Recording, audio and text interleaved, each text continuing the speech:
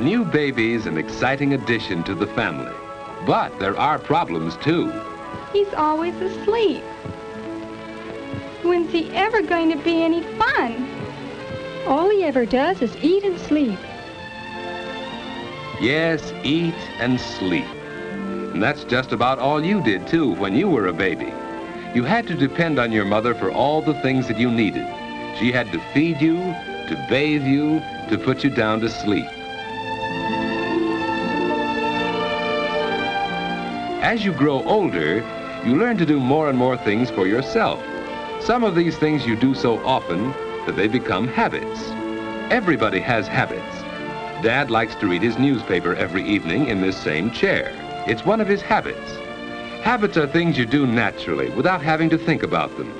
Martha first had to think each step when she tied a bow knot. Now she can do it easily and quickly.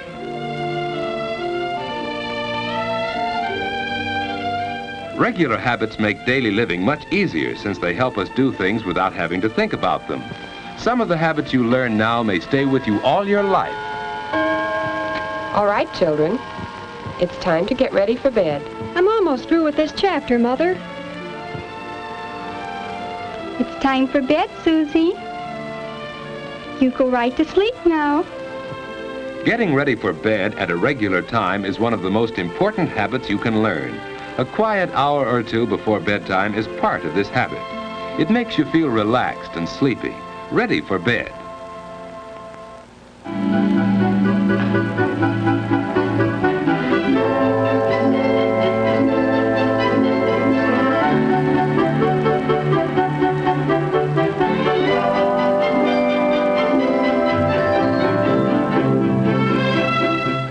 Washing up is part of the going to bed habit.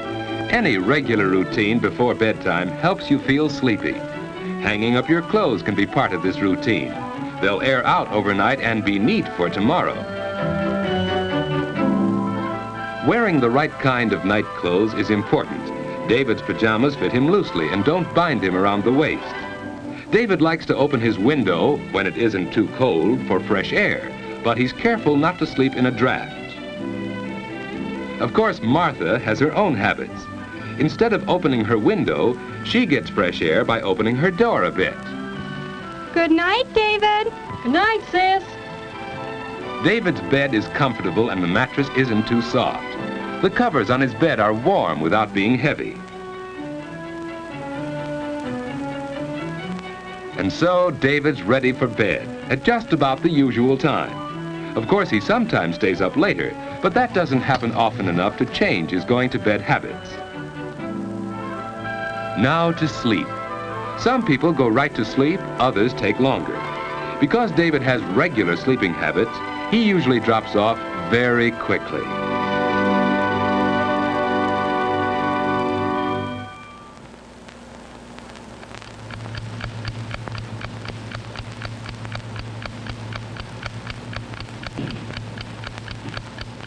David has probably never stopped to think what a wonderful thing sleep is. In sleep, the muscles of the body are relaxed. It's the most perfect way to relax that we have. Our breathing is slower and deeper when we sleep. The body's temperature is lower. Even the heart beats more slowly. The whole body is resting. To rest all our muscles, we turn in our sleep. Some people turn often, others not so often, but we all do it. It's a normal part of sound, healthy sleep. Dreams are normal too. Often they're suggested by things around us while we sleep.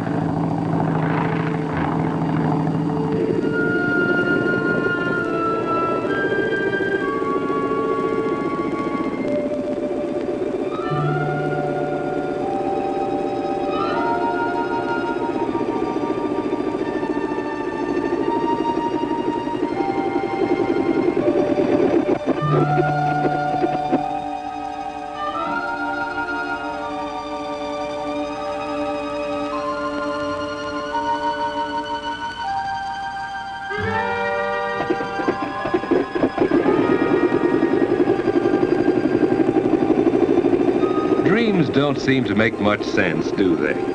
That's because the brain is resting along with the body, so it's less alert when you sleep.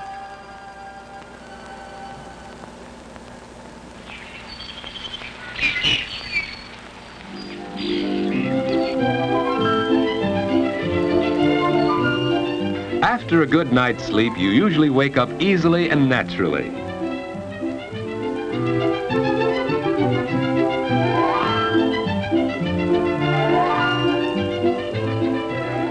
The alarm hasn't rung yet. David finds that he usually wakes up before it goes off. Of course, it takes him a little while to get fully awake. You're never at your best until at least an hour or two afterwards. That's one reason why getting up early is so important.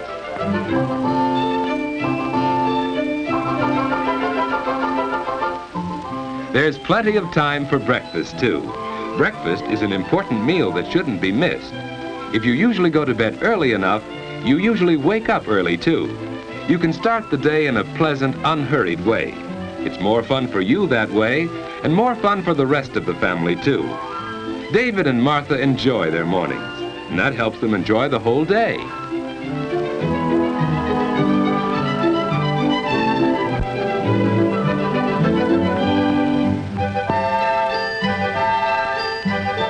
As the day goes on, you get more and more value from your regular sleeping habits. Plenty of sleep helps you to be bright and alert to the very end of the day. But what about bad sleeping habits? George just doesn't get enough sleep. And now in the afternoon, he's tired. It's hard for him to pay attention in class.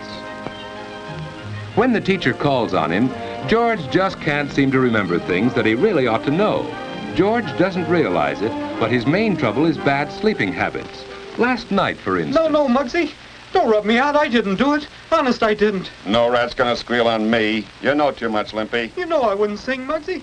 We've been pals too long. Slat saw you in the DA's office. Sure, I was there, but they didn't get nothing out of me. Then why was the coppers around here today? I don't know, Muggsy. I don't know. You squealed, that's why. You put the finger on me. You can't do it, Muggsy. You can't. You can't. Oh.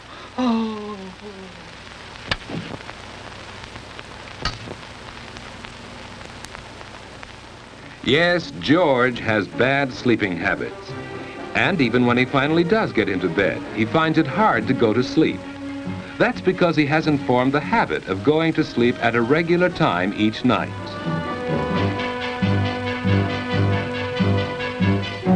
And it's just as hard for him to wake up in the morning. George! George!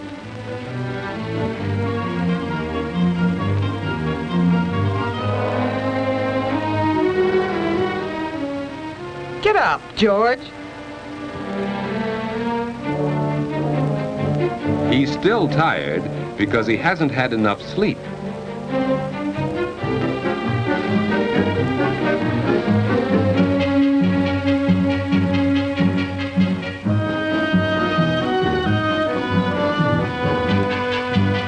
Hey, Mom, where are my books? On the mantel, dear. George, close the door. The morning starts badly, and the whole day goes badly when you get too little sleep too often.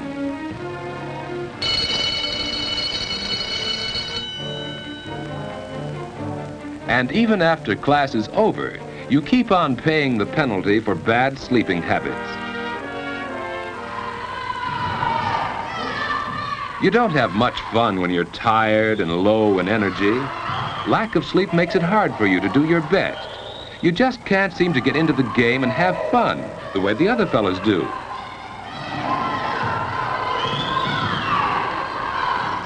You're irritable and cross, hard to get along with. People don't like you, and you don't like yourself when you're like that. Probably neither David nor George realize how important their sleeping habits are to the way they enjoy their waking hours. Going to bed at a regular time each night makes it easier for you to go right off to sleep instead of lying awake long into the night. You wake up easily and naturally without having to be dragged out of bed. And most important, your day starts right and stays right. Both David and Martha have learned that good sleeping habits help you get the most out of everyday living.